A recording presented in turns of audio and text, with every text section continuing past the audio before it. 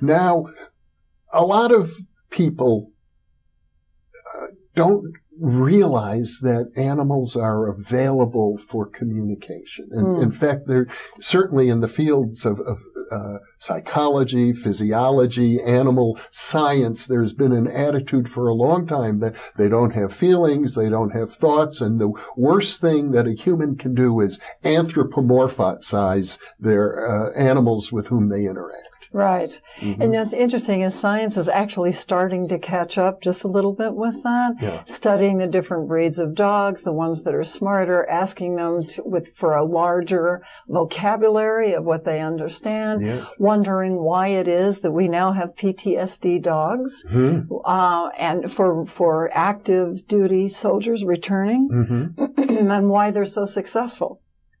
Why are these dogs that are working with these soldiers that come home with so many challenges, why are they successful? How come the dogs are able to save the humans' lives when, as humans, we aren't able to do that yet?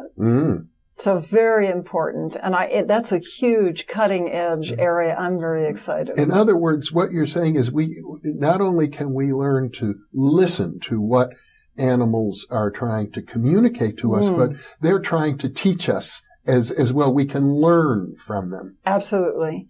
And they have the most incredible ability to focus and center us when we are in crisis. If they deem there's a problem, they're on high alert.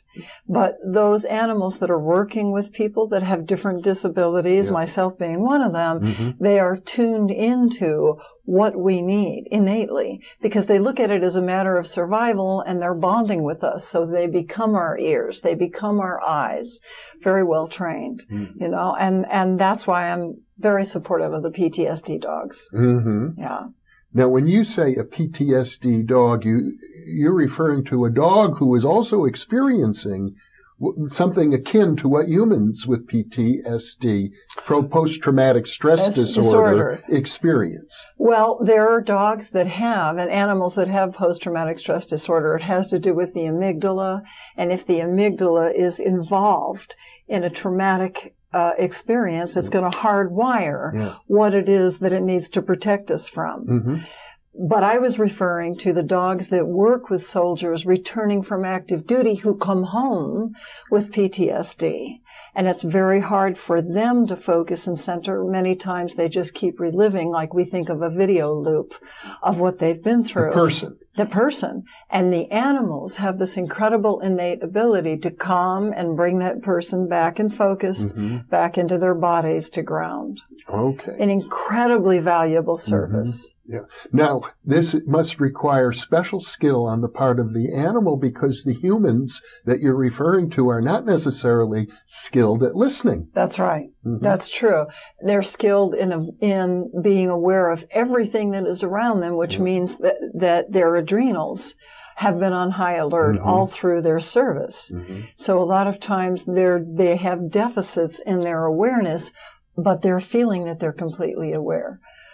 They can be exposed to sounds that trigger them, the humans, and the animals have a way of getting their attention, whether it's jumping up, whether it's laying on them, whether it's lying across their bodies when they have nighttime, night terrors, and bringing them back into focus. In other words, the animal functions as a therapist. Absolutely. The animal steps in and is able to calm that person down. And if people are able to better listen to animals, that process could be facilitated further. Right, exactly.